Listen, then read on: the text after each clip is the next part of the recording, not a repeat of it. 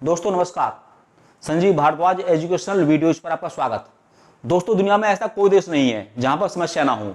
वो अलग बात है, किसी देश में समस्या ज़्यादा है, कहीं कम है। मैं बात करता हूं अपने देश के बारे में।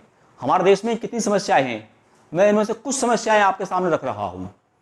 इन्हें आप ध्यान से सुने। आप बेरोजगारी, हर घर में आज कोई ना कोई व्यक्ति बेरोजगार बैठा हुआ है।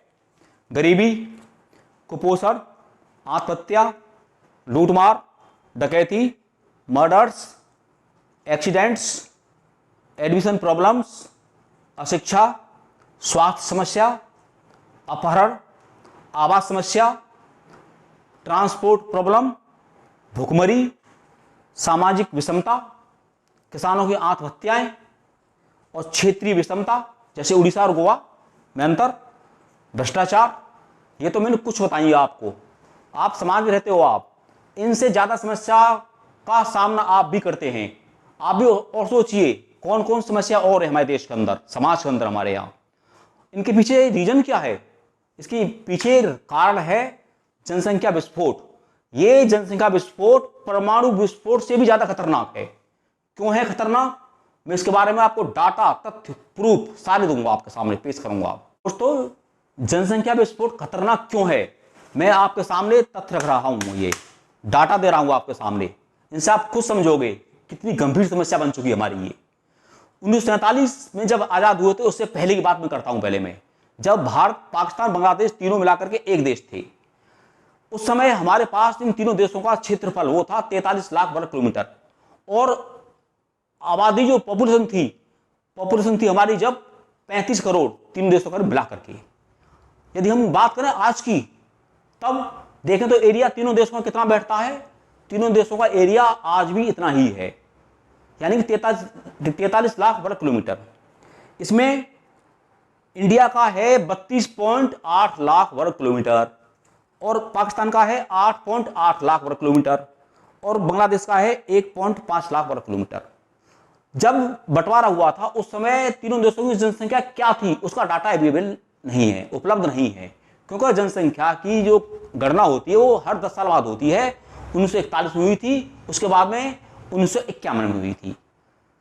अब चलते हैं, हम एक कंपैरेटिव करते हैं, तीन देशों की तुलना करेंगे हम। अब चाइना, इंडिया और अमेरिका के बारे में।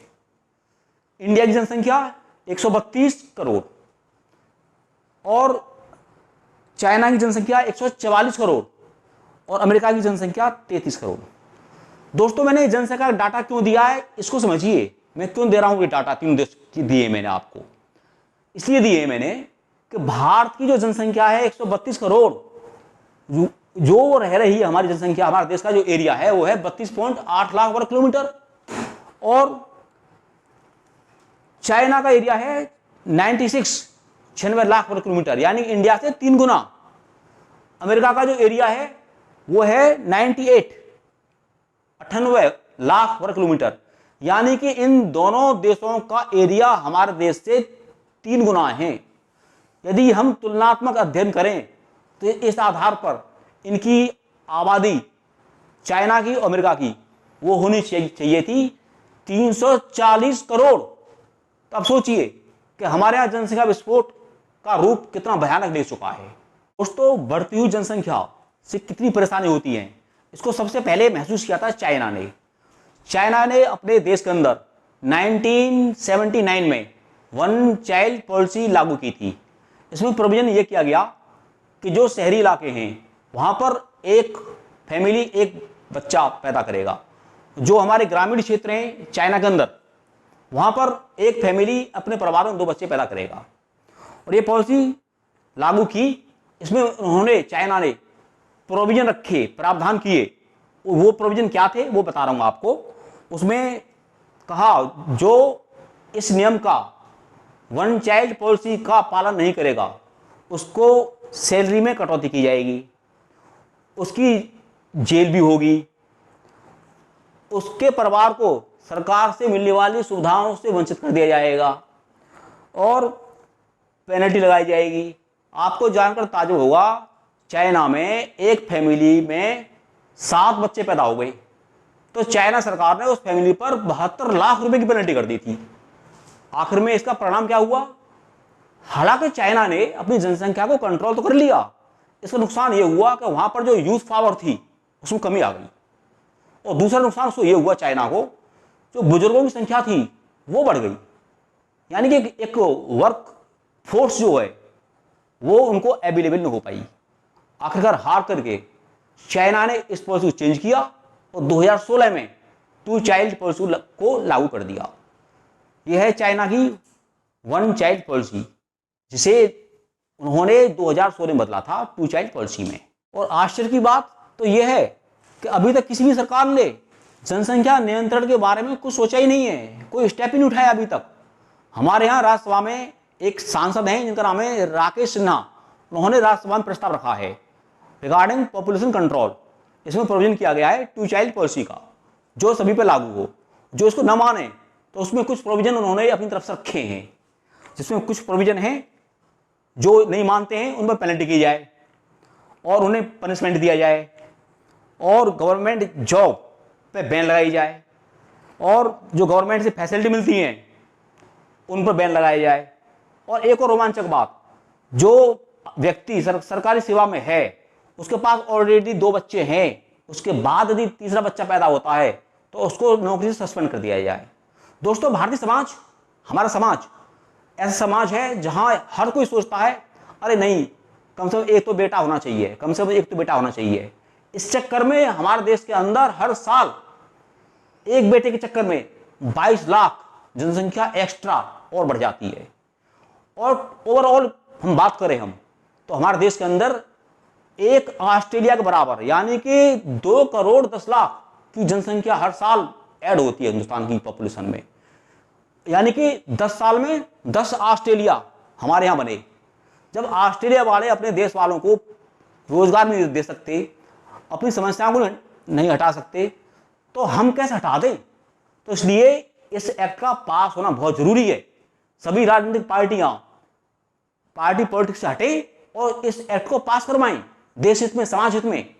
दोस्तों, हम लोग, आप लोग और सरकार यदि 2 चाइल्ड पॉलिसी लागू करती है तो सोचिए हमें कितना फायदा होगा। मैं कुछ फायदे आपको बता रहा हूं और बाकी आप भी समझोगे इन्हें। हेल्थ सर्विस में इंप्रूवमेंट होगा, जो आप देखते हो भारी भीड़ अस्पतालों में वो दिखाई नहीं देगी आपको, और आपको क्वालिटी एजुकेशन मिलेगी। जो डिग्री लेकर के आज घूम रहे हैं ना, वो समस्या खत्म हो जाएगी हमारी। और ट्रांसपोर्ट फैसिलिटी में इंप्रूवमेंट होगा, जो आप बसों में, ट्रेनों में भीड़ देखते हो वो दिखाई नहीं देगी आपको। बेरोजगारी या तो खत्म हो जाएगी या इसमें कमी आ जाएगी। बेरोजगारी में जो आज बेरोजगारी है उसका स्तर नीचे आएगा। देश में उत्पादकता यानी प्रोडक्टिविटी बढ़ेगी और वर्क फोर्स का सही इस्तेमाल होगा। जो आज शहरों में हम चौराहों पर मजदूरों की एक मंडी देखते हैं वो हमें दिखाई नहीं देंगी। और देश की जीडीपी में भारी बढ़ोतरी होगी, जैसे चाइना ने किया है। और नेताओं का जो वोट बैंक की पॉलिसी है, जाति के आधार पर जो करते हैं, वो इनकी खत्म हो जाएगी। ग्रामीण क्षेत्र आज भी हमारे पिछड़े हुए हैं, उनका विकास होगा।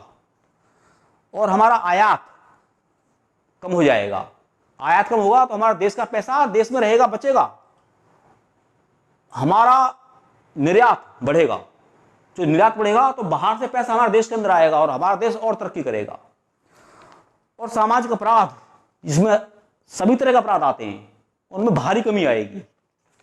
और भ्रष्टाचार में भी कमी आएगी।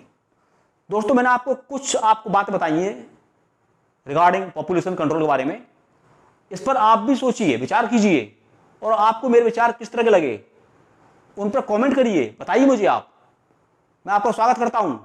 और मेरे channel Sanjeev Bhardwaj educational videos को सब्सक्राइब करें देश हित में, और समाज में अपने दोस्तों को, अपने रिश्तेदारों को इस वीडियो को शेयर करें, जिससे वो समझेंगे कि जनसंख्या विस्फोट परमाणु विस्फोट से भी ज्यादा खतरनाक है। जय हिंद, जय भारत।